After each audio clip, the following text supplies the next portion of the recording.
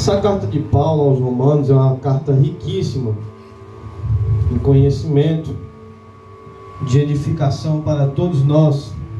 Eu até comentei ontem, ministrando a palavra lá da irmã Vera, que se Deus resolvesse tirar 65 livros da Bíblia e deixasse só a carta aos Romanos, ela já seria o suficiente para a gente continuar pregando e vidas sendo salvas, e para nós continuarmos meditando só nesse texto, Romanos de 1 a 12, e nós conseguimos nos manter de pé, porque é uma carta que vai tratar de todo tipo de assunto: doutrina do pecado, doutrina da salvação, como nós devemos nos comportar, vai tratar a respeito da doutrina do Espírito Santo, até pinceladas a respeito da volta de Jesus. Essa carta traz, é riquíssimo. E esse capítulo de número 8, ele vai o apóstolo Paulo, inspirado pelo Espírito Santo, ele vai nos trazer ensinamentos valiosos de como nós podemos ter uma vida vitoriosa contra o pecado. Porque o maior problema hoje na humanidade, ele chama-se pecado. Porque quando o pecado entrou no mundo, com ele entraram 3 tipos de mortes: uma morte física, uma morte espiritual e uma morte eterna. Todos nascem debaixo de pecado, e por nascerem debaixo de pecado, ele já nasce sabendo que vai morrer. Mas ele tem também um segundo tipo de morte. Ele já nasce morto espiritual, vivo fisicamente, mas espiritualmente está morto. Mas esse tipo de morte pode ser revertida, porque aquele que confessa a Jesus como Senhor e Salvador, ele passa da morte espiritual para a vida espiritual. Então há solução para a morte espiritual. Mas quem não quiser passar da morte espiritual para a vida, só é por meio de Jesus, enfrentará, além da morte física, além da morte espiritual, um terceiro tipo de morte que a Bíblia chama de morte eterna, a saber, a condenação no juízo final daquelas pessoas que serão lançadas em um lago de fogo. Então a única coisa que o pecado trouxe são males, morte, destruição. E hoje o mundo, ele se comporta debaixo de pecado. O ser humano hoje, ele anda debaixo de pecado, e por andar debaixo de pecado, ele anda cometendo todo tipo de atrocidade. Ele se deixa levar pelos desejos da carne, ele se deixa levar por aquilo que ele olha, ele se deixa dominar pelos seus pensamentos. São pessoas que de dia e de noite estão escravizadas. E você sabe que escravo, ele não se manda. Escravo, ele é mandado. E essas pessoas que são escravizadas pelo pecado, é como diz Paulo no capítulo 7 de Romanos, elas até querem fazer o bem, mas quando elas vão fazer o bem, elas acabam fazendo o mal, porque o mal já está nela. O bem que quer fazer, não faz. O mal que não quer, esse acaba fazendo, porque são dominadas pelo pecado. Mas o apóstolo Paulo, no capítulo 8, nos ensina como manter uma vida vitoriosa sobre o pecado. E não tem segredo, não tem outro caminho. O segredo continua sendo o mesmo. E nesse capítulo que nós lemos, versículo 1 diz: portanto, agora nenhuma condenação há para os que estão em Cristo Jesus. Porque um dia nós também estávamos debaixo dessa condenação de pecado.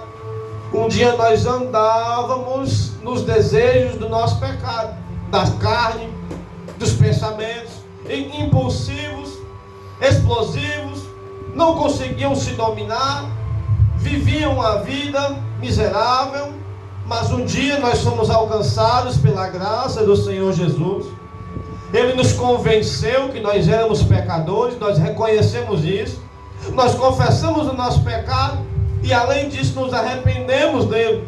Porque não adianta confessar o pecado e não se arrepender, porque você vai acabar voltando a praticar o mesmo pecado. E arrependimento não é derramar uma lágrima do culto e no outro dia voltar a fazer tudo de novo. Arrependimento é conversão, é mudança de posicionamento, mudança de pensamento. Eu tenho um nojo dessa prática, eu quero não mais fazê-la. Eu vou pegar uma conversão. Eu estava caminhando em direção àquilo, agora eu vou converter-me, mudar de sentido, e agora eu vou começar a caminhar na direção de Jesus. Isso é conversão. Você muda os seus pensamentos, você muda o seu comportamento, você se arrependeu. Mas isso não é o suficiente. Nós ainda também confessamos a Jesus como nosso Senhor e Salvador, e por meio da fé, porque quem aqui crê que Jesus morreu? Quem aqui crê que Jesus ressuscitou? Aleluia. Quem crê que Ele subiu ao céu? Aleluia. Quem crê que Ele vai voltar? Aleluia. Isso é o que justifica o povo de Deus. É a fé em Cristo Jesus. Isso não é dom, isso não é mérito, isso é graça. E por nós confessarmos a Jesus como Senhor e Salvador, nós somos justificados diante de Deus. Aleluia. Nós somos livrados da condenação, da pena do pecado. E os irmãos sabem qual é a pena do pecado? A morte. A nossa pena, a nossa condenação seria de morte eterna. Mas como nós nos convertemos e nós confessamos a Jesus como Senhor e Salvador, hoje Ele nos justificou por meio do seu sangue precioso, foi derramado na cruz do Calvário. E agora nós estamos livres da lei do pecado, da condenação do pecado, que era a morte. Você só não vai morrer por causa de Jesus. Porque hoje tem gente que quer alcançar a salvação por boas obras. Mas eu não vou para a igreja não. Mas eu não fumo, eu não me prostituo, eu trato bem minha esposa, eu até ajudo os pobres no sinal quando vem pedir. Viu? Segura o menino para ela dançar. Sou ruim não, viu? Aqueles que têm uma aquisição maiores fazem doação de caridade, viu? Sou uma pessoa boa. Mas ninguém aos olhos do Senhor vai alcançar a salvação por boas obras. Porque senão, se o pastor doasse 10 cestas básicas, eu doasse 30, eu ia me achar melhor do que ele. Mas Deus nunca vai olhar para a gente e vai dizer: olha, esse mês ele cumpriu uma boa quantidade de boas obras. Olha, esse mês ele foi todos os dias para a igreja. Você nunca vai fazer algo para Deus se surpreender, porque Ele é o quê? Deus. O seu nível de justiça é muito alto para o homem alcançar. Mas alguém pagou o preço pelos nossos pecados. E a justiça que Deus exigia, ela foi cumprida. E quem pagou esse preço por nós foi Jesus Cristo na cruz do Calvário. A tua salvação, meu irmão, ela custou um preço caro. Viu? Você não paga nada para tê-la não. Mas hoje, para você ter, alguém teve que pagar caro. Teve que derramar todo o seu sangue. Hoje você não precisa derramar seu sangue para pagar a salvação da sua alma. Porque Jesus, graças a Deus, já derramou o seu por nós. Isso não é mérito, irmão. Isso é graça. A graça do Senhor, ela é maravilhosa. Eu estava falando sobre isso ontem. A graça do Senhor, ela humilha o homem sem denegrir o homem. Mas a graça de Deus também exalta o homem sem deixar o homem orgulhoso. A graça nunca vai procurar os perfeitos, ela vai procurar os imperfeitos para salvar.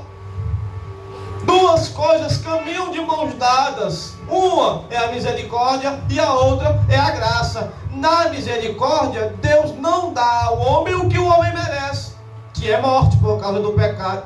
Mas na graça, Deus dá ao homem aquilo que ele não merece, que é a salvação. Vê se a gente tem motivo de se gloriar. Vê se a gente tem motivo de se gabar de alguma coisa. Não porque eu trabalho muito na igreja. Você só trabalha porque o querer e o efetuar vem de Deus na sua vida. Senão, a gente não conseguir nem ter vindo para o culto hoje. Você só se levantou hoje porque Deus quis. Você só veio aqui para o culto nesta noite porque Deus permite você chegar. Aleluia. Você só está entendendo o que eu estou falando porque Deus dá entendimento para você. E na hora que você começa a achar que é você e você, aí é você se responsabilizando por você mesmo. Então a justificação que nós recebemos, ela vem de Deus, por meio da fé em Jesus. Todo homem hoje precisa ser justificado diante de Deus. E a única forma é por causa de Jesus. É por meio de Jesus. É pela fé em Jesus. Mas uma vez, irmãos, que nós somos justificados diante do Senhor, agora nós temos uma batalha contra o pecado. Porque quem aqui se converte e não é tentado a pecar, atire a primeira pedra. Você acha que nenhum aqui passa por tentação? Todos nós aqui somos tentados. O próprio Jesus foi tentado, mas ele não pecou, porque ele fazia o quê? Caminhava na plenitude do Espírito. Mas porque ele era perfeito. Adão também era perfeito, mas pecou. Por quê? Porque resolveu pecar. Da mesma forma que Adão era perfeito, Jesus veio perfeito, mas ele não quis pecar. Ele optou por não pecar. E hoje o Senhor, ele nos concede uma força pela qual nós também podemos resistir ao pecado. E a única forma de nós resistirmos ao pecado que nos rodeia 24 horas é com a ajuda da pessoa bendita do Espírito Santo. Não tem fórmula mágica, não tem outra forma. Você vê o que nós lemos aqui nesta noite. Nenhuma condenação há para os que estão em Cristo Jesus. Condenação essa de quê? De pecado. Alguém vai olhar para você e vai dizer: mas no passado você pintou e bordou. Muito bem, pintei e bordei. Passado, hoje eu não pinto e nem bordo mais. Não, mas você fez tudo o que queria, agora quer dar uma de crente. Nenhuma condenação há para os que estão em Cristo Jesus. Por quê? Porque no versículo de número 33 diz: quem intentará acusação contra os escolhidos de Deus? É Deus quem os justifica. Quem justifica a mim, quem justifica a você é Jesus.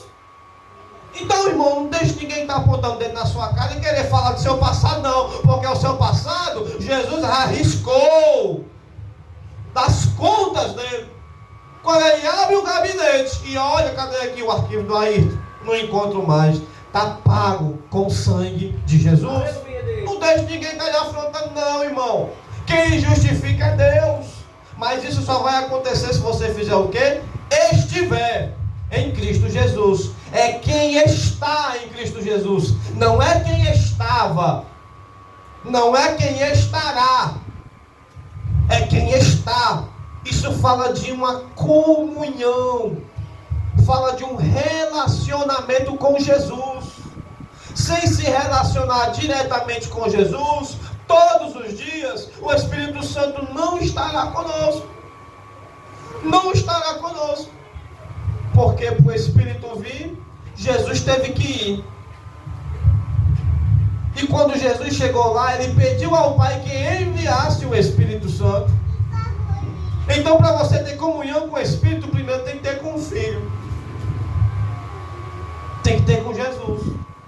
Todo mundo aqui sabe que Jesus está vivo. Todo mundo aqui sabe que o Espírito Santo está no nosso meio. Você crê que o Espírito Santo é uma pessoa? Você crê que ele está aqui em nosso meio? Mas às vezes a gente se comporta como se ele não existisse. A gente toma as decisões na nossa vida como se ele não existisse. A gente não pede orientação ao Senhor quando a gente vai tomar uma decisão.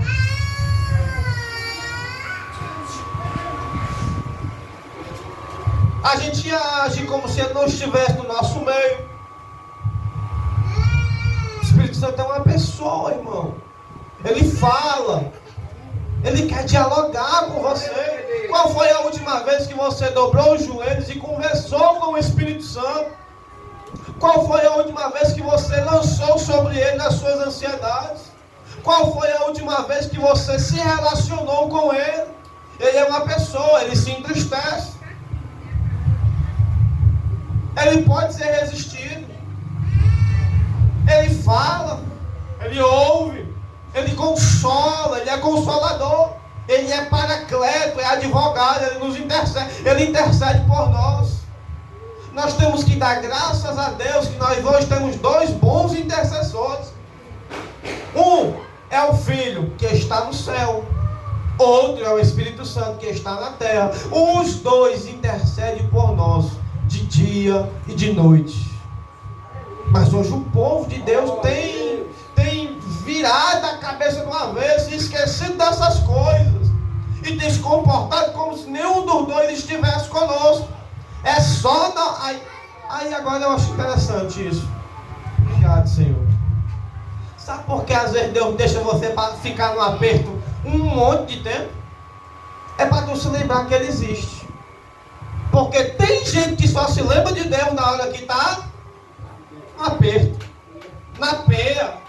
E Deus prefere te ver no aperto, mas você se lembrando que Ele existe e andando em comunhão com Ele, do que Ele te botar no monte, né, assim, dar a volta por cima e com 2 horas tu esquecer que Ele existe. Para Deus muito mais vale um crente no vale em comunhão com Ele do que um crente no monte desviado. Viu? Culto de Santa Ceia, irmão. Santa Ceia é comunhão. É uma palavrinha grega que se chama de Eucaristia. É por isso que os católicos chamam de Eucaristia. Significa comunhão. E essa comunhão ela tem que ser com o Espírito Santo. Tem gente que não se relaciona com o Espírito Santo de dia, mas de noite quer falar em línguas estranhas. Eu não acredito nisso não. Eu não acredito nisso não. O nosso culto, irmão, à noite é reflexo do nosso dia. Como é que a gente passou o nosso dia antes de chegar aqui nesta noite? Você se relacionou com Deus? Tirou um tempo para Ele? Ou passou o dia falando dos outros, fofocando, fazendo as suas coisas? Não tirou um tempo para Ele, mas de noite quer que Deus desça poder, dê a chave da vitória? Não é assim? Deus não é menino não, irmão. Para não ter nenhuma condenação sobre a sua vida, você tem que estar em Jesus. Que não andam segundo a carne.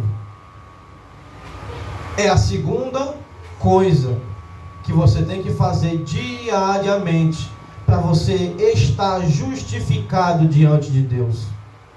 É não andar segundo a carne,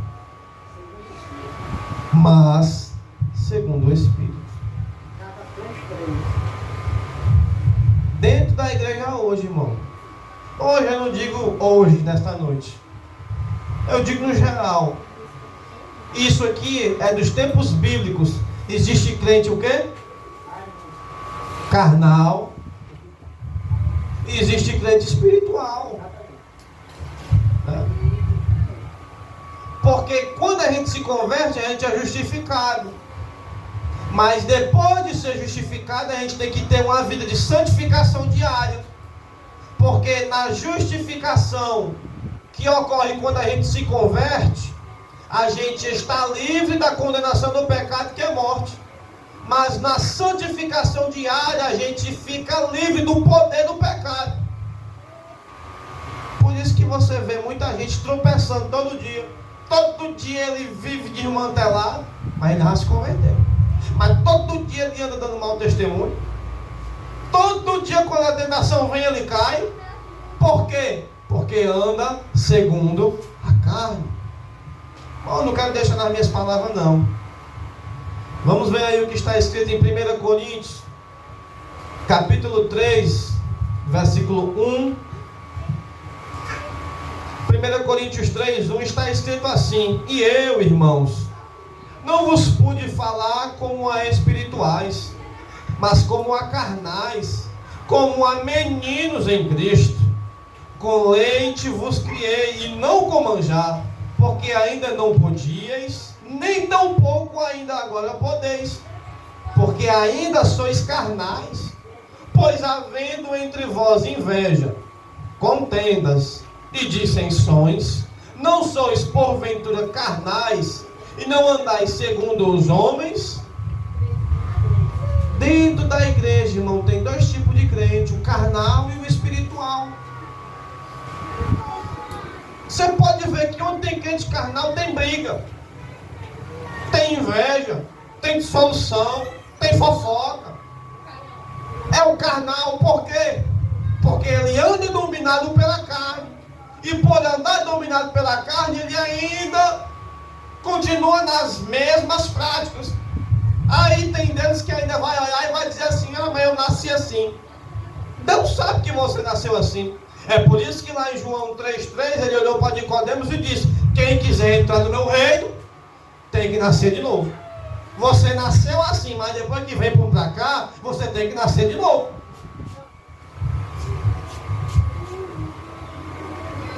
Porque os que estão em Cristo Jesus,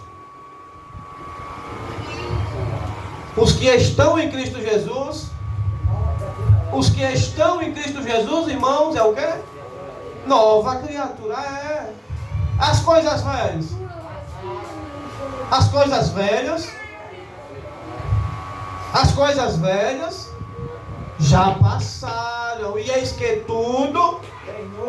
Se as coisas velhas já passaram, por que tem gente que continua com as mesmas práticas? Porque não nasceu de novo. Queima! Vai! Ainda é a velha criatura, ainda é o velho homem. Aqui é Gabriela, eu nasci assim, vou viver assim, vou morrer assim. E vai morrer assim mesmo. E ainda acaba no inferno. Porque quem quiser entrar no reino de Deus, tem que nascer de novo, tem que abandonar o pecado, tem que abandonar o linguajar mundano. Nova criatura, irmão, tudo que é velho vai para trás.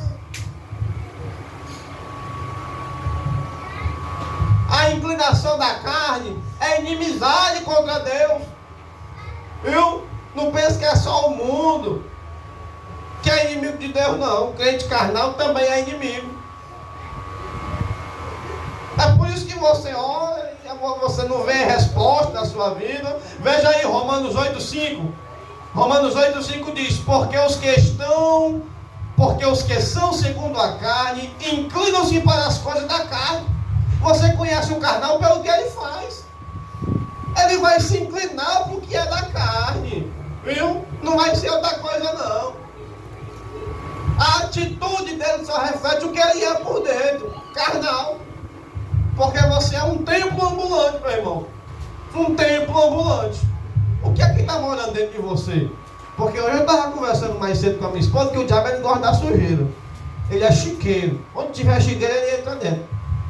Se a sua casa aqui dentro da sua casa estiver suja, não pense que o Espírito Santo vai estar aí dentro, não. Viu? Quem vai estar é o Chico Triplo. Crente carnal. Ele crê que Jesus morreu. Ele crê que Jesus ressuscitou, que foi para o céu e vai voltar. Mas ele não é dominado pelo Espírito de Deus. Ainda é dominado pela carne. A inclinação da carne é morte. Versículo 6. Versículo 7 e 8 diz: porquanto a inclinação da carne é inimizade contra Deus, pois não é sujeita à lei de Deus, nem em verdade o pode ser. O carnal, ele não se sujeita à palavra de Deus. Perto da minha casa tem uma irmã que ela já teve a coragem de olhar para mim e dizer assim: mas se a gente for por tudo que está escrito na Bíblia, não está certo não. O que é isso aí? Carnal. Carnal. A Bíblia é a sua regra de fé. A Bíblia é a autoridade máxima. Você tem que confiar nela, irmão. É a bússola. Se a gente não for por isso aqui, a gente se perde com 2 passos.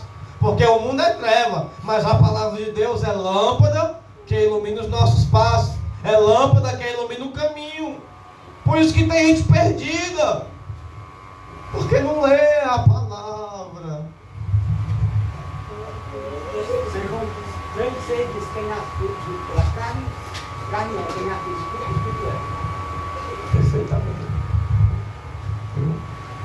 Mas eu dou graças a Deus que dentro da igreja também tem uns crentes espiritual. Esses aí eles estão mais escassos. Tem deles que pensam que é só ele. Ele é parecido com Elias, mas Senhor, só eu fiquei. Viu? Só eu não me dobrei perante Baal. Aí Deus olha para Elias e diz: Elias. E Enquanto tu pensa que só tem tu, eu tenho mais 7.000 que não se dobraram perante Baal. Quando você pensar que vai estar sozinho na caminhada, irmão, Deus vai olhar para você e vai dizer: eu ainda tenho mais 7.000 que não se dobraram a esse mundo corrupto. Deus sempre Deus dele, irmão. Viu? Deus estava mandando Elias trabalhar. Mas Elias estava com a síndrome do pânico, um medo terrível de morrer. Assim tem muito crente hoje. Se o pastor mandar ele fazer alguma coisa, né? Mas só tem eu. Não pode ser outra pessoa, não. É Deus olhando para Elias, é a mesma coisa. Deus podia mandar os outros 7.000, não podia? Podia. Mas ele queria mandar Elias. Quando Deus mandar você fazer alguma coisa, irmão, não vá refutar, não. Não vá debater e negociar, não. Fecha a matraca e vá fazer o que Deus mandou. Porque ele poderia muito bem mandar outra pessoa, mas se ele manda você é porque ele quer usar você. Não seja carnal, seja espiritual, glória a Deus.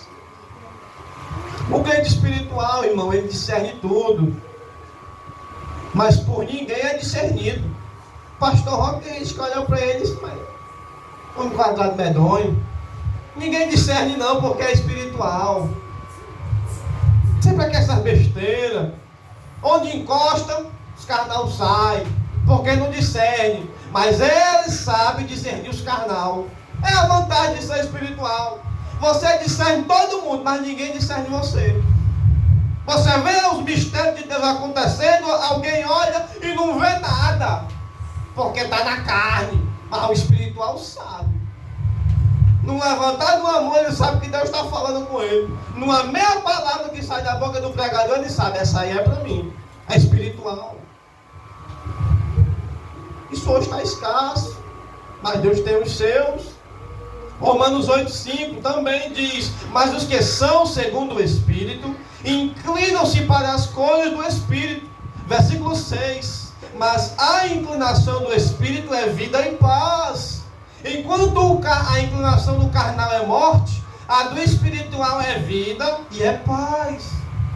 O espiritual, ele tem paz na vida. Ele goza da sua vida, ele se alegra, mas o carnal não. Ele não está contente com nada. Com tudo ele reclama. Aí esse texto de Romanos 8,1 aqui não é para ele não. Porque nenhuma condenação há para os que estão em Cristo Jesus. Primeiro, né? Segundo, não anda segundo a carne. Terceiro, segundo o Espírito. Tem que ter tem que cumprir esses 3 requisitos aqui, para ser justificado diante de Deus, para ser reconhecido no céu, para tomar a Santa Ceia em comunhão. Viu? Porque quando a Bíblia fala: examine se o homem é assim mesmo, e beba deste pão, coma deste pão e beba deste cálice, ali não está falando de você se examinar só você e Deus, não. Porque não tem como você estar de bem com Deus se você está de mal com o seu irmão. Porque primeiro, os teus pecados ele não perdoa. Então esse examinar a si mesmo é para a gente se examinar como é que a gente está com o corpo de Cristo. Será que eu estou intrigado da Vanessa? Será que ela está machucada comigo pelo que eu falei naquele dia? Se tiver, me perdoe. Se tiver alguém machucado comigo, irmão, me perdoe, eu quero ir para o céu. Não, irmão, mas eu tenho que sentir no meu coração para liberar perdão. Tu vai confiar no teu coração, irmão. Jeremias 17 diz que enganoso é o coração do homem, mais do que todas as coisas. Aí tu vai confiar no sentimento do teu coração para liberar perdão. Mandamento, meu irmão. Perdão é mandamento, a gente não tem que sentir não, tem que fazer, tem que cumprir. Amém? Os irmãos estão entendendo? Glória a Deus. Aleluia, Deus. Ser espiritual, irmão. E a receita para ser espiritual é se santificar diariamente. É você tirar o seu momento com Deus. Não tem segredo não. Não tem outros passos não. Você tem que ler a palavra, meditar na palavra. Tem gente que acha que é ler um capítulo todo. Não precisa ler um capítulo todo. Você pode pegar ali um Salmo 23 e meditar. Entender